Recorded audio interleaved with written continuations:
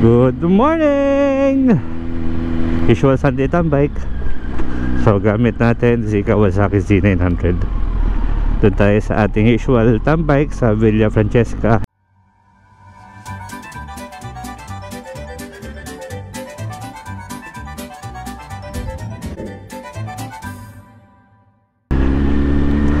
Also later darating si Porechi Banana with his EV, yung electric bike. And we'll try to test ride the electric bike and makapagbigay tayo ng input kung sakaling magustuhan natin. There's a good possibility na bumili tayo kung pang dito na naman gagamitin. So ito, dito na tayo sa Villa Francesca and itetest ride natin yung EV ni Porechi Banana. Ubusin natin yung baterya para di siya makauwi. So maaga pa naman kaya wala pa masyado yung mga kasama natin, pero andito na yung e-bike na susubukan natin. Para kang tumatae sa loob. Napangkad nyo kasi. Ano pangalan nito e-bike? K350. K350 H1. Aluminum. Puro. May sandalan pa oh. Ano pa nakalak? Kasi susi. Wala sa akin. May susi ba to? So ayan ang pag test ride ng hindi nabuksan.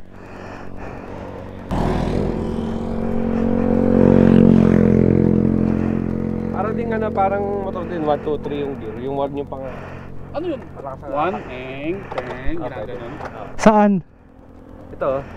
Anak ng Power mo muna. hindi pwedeng ganun agad? Pwede. Mas maganda sa 1 ka makisipura. Paano start to? Yan na. Andar na yan. Ha? Ito. Pag nakapreno ka, hindi yan na andar. Hindi, okay. Umaandar na to? Aandar na agad to? Oo, sige. Hindi pag Huwag ka munang haltap. so pag ginanya ko bukas na yan agad. Oo, andar na yan. Jug. Ito, tingnan mo to. Ayaw eh. Mo yung park. Oh. Eh, dapat Puta na, maandar agad. tingnan mo, bitaw. Ayan. Nakakabobo to. Bitaw mo yung preno. Bitaw mo yung preno. Ah. Pag pinindot mo yung park, yan, tingnan mo gas mo. Oh, hindi andar yan. Ah. Parang kill switch. Oo. Ayaw to, maandar agad. Andar yan, pero pagka nagpreno ka, tingnan mo ha. Oh, pandarin mo. Wala dito. Oo nga ano. So kailangan bitaw ka ng preno bago ka. Kill switch tsaka ano na siya, no brake. Wala man lang tunog. Kahit konti. So unang nakakabagamitin to. Bumompa ka kasi. Boom. Ayaw mandar oh. Basta huwag kang preno. Wala oh. Hindi nga. Oh. Ay Diyos ko.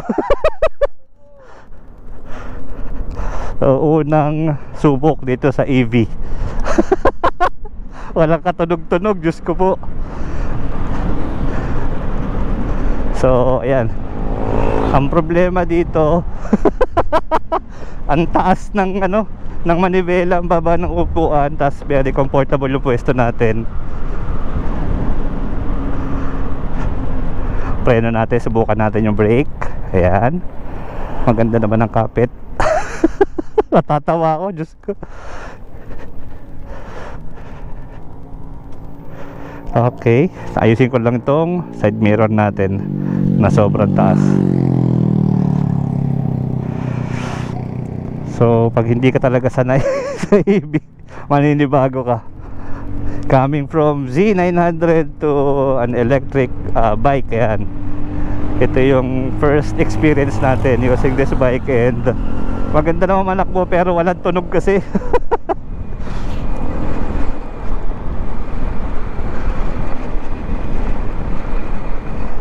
So Ngayon sigurado na ako, hindi pa siguro ito yung tamang panahon para mag e-bike ako. So yung subok natin na yun, wala namang bawas sa baterya. Lagi naman pala sa'yo eh. Parang mas malakas tong brake dito kaysa dito. Yung kaliwang brake, may regenerative brake yan. Ba, ano ibig sabihin nun? Nagcha-charge Bumabata ka. Kasi ito, rejuve lang to eh.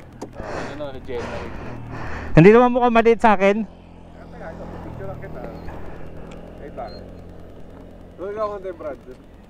Nakita si Moto tayo. Wait lang. Natatakot lang ako, wala akong naririnig kasi. 1, 2, 3. Para ka nakasakay sa motor na namatayan. Oh, subukan mo nga.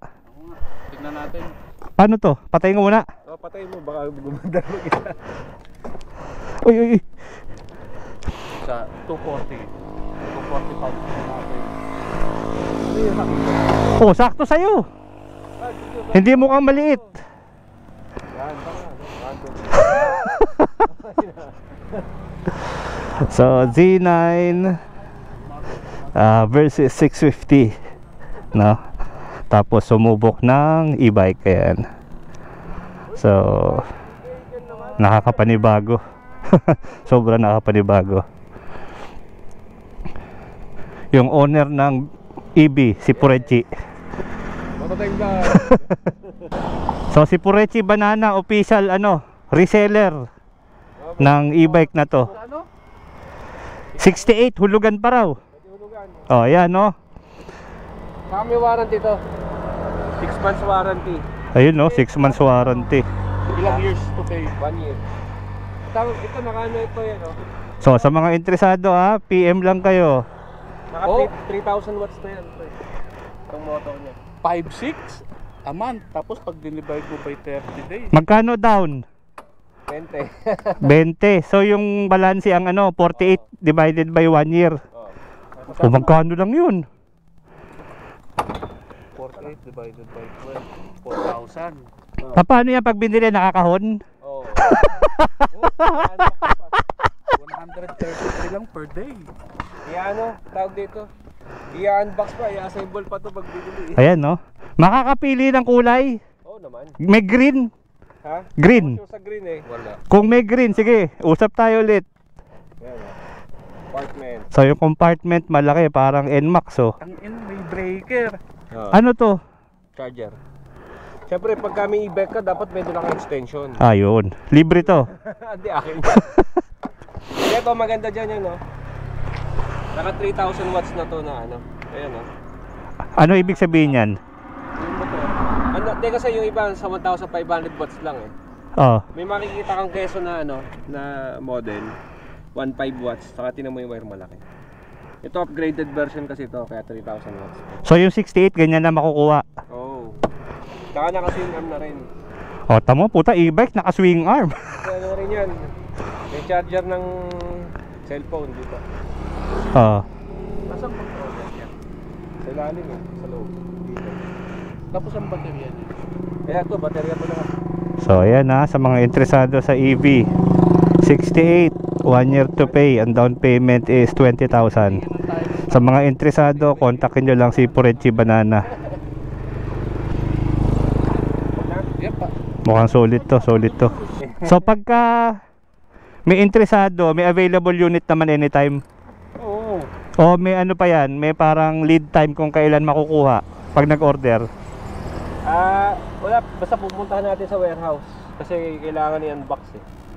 So sa warehouse talaga hindi pwedeng deliver. Hindi. Kasi explain din dun habang pwede rin ma-deliver kaso May charges tayo. Oo, pero mas maganda doon ka sa warehouse para Saan ang warehouse? sa may Jensen. sa may malapit sa Muñoz, Quezon City. Munyos lang. Putang ina, inalis para inidoro.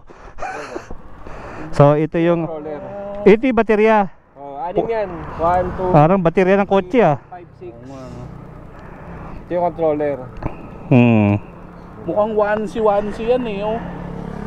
Kasi di ba yung sa Naka-series. kotse, 2C yun eh. Actually meron pa Ay, itong yung 2SM pala. May remote to, ito kukonect lang. Hindi ko kinanapit. Para saan yun? Sa remote. Remote. Remote, para Para pag yung nakaupo ka lang nakagawa. Okay lang. What? Di mo na siya sususiyan, nire-remote Oo. mo na lang siya. Di ba? Pag magpapainit. Ganyan, So ayan, ito na yung loob ng ating e-bike. ganyan lang kasimple yan. Siguro mga ano to, mga 60. Mga 50 to 60 kilos. Ayan. Napakalinis ng ilalim niya. Ang electrical niya, maganda yung pagkakasalansan. Okay, balik mo na yung ano. Tapos pag masama ang tiyan mo, pwede mo dyan sa Ito gilid. yung ina-upgrade itong controller. Ah. So pag in-upgrade to, So ito upgradable to kung gusto mong mag ano. ano to eh, 50 SP lang to eh. Yung iba nasa 100 saka 150 SP eh. Para magta-times 3 ka sa power. Ito, Ah. pag pinatay mo yan, Oh, patay lahat yan. Ginagano yan. Oh, bumukas. ayun, wala. Hindi, wala na. Ayun. Ano lang yung natirang power. Yan. So ano to, breaker talaga yan? Breaker Oh, talaga yan. circuit breaker. May kumalabit. May nag-short. Hindi sa charger mo. Ah. Kaso nakakatakot to kanina ito. Siguro dahil sa bigot ko din, kaya yung downforce mo. Oh. Parang walang brake dito. Ito malakas ng konti. Ay sige, ano muna. Sige, okay na yan. Kaso si Mark, Bili na kayo. Nasa windmill. Oh, bibili tayo. Si Purechi Banana ang official reseller natin yan. Ano yan? Tornilyo. oh,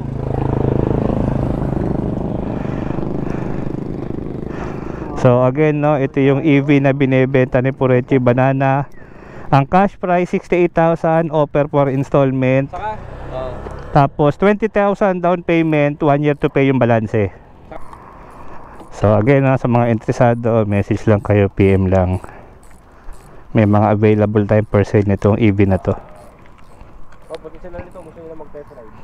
So kung gusto nyo rin mag-test ride, sabi lang din kayo.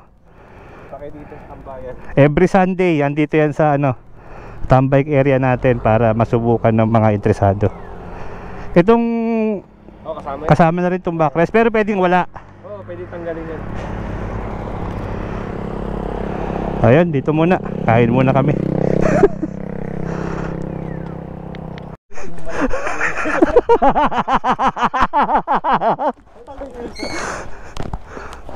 baboy yun.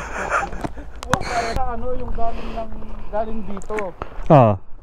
Yun ang pwedeng dumaan, yung papasok doon.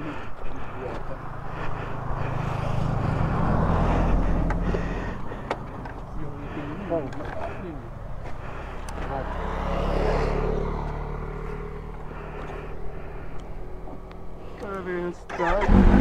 Wala na akong gas.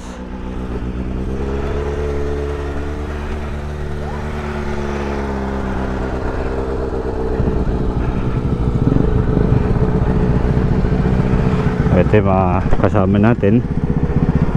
Uwian na tayo.